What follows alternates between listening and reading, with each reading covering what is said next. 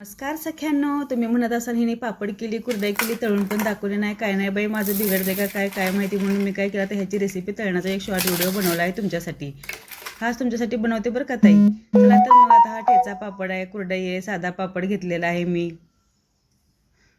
तर तुम्हाला तळून दाखवते.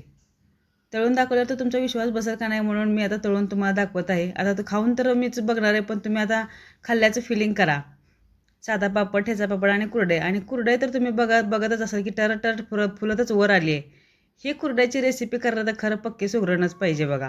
हे कोणालाही येड्या गवळ्याचं काम नाही.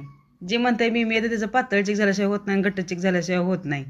तर तुम्हाला कोणता आयटम खाण्यासाठी आवडतो हे मला नक्की कमेंटमध्ये सांगा. आणि हे मी केलेलं ह्याच्यामधलं कोणता पापड आवडला किंवा कुरडई आवडली हे पण तुम्ही मला नक्की कमेंट करून सांगा. आणि तुम्ही करा बरं का नक्की ताई. ह्याची रेसिपी खूपच छान आहे. माझ्या व्हिडिओमध्ये जाऊन तुम्ही नक्की बघा. धन्यवाद.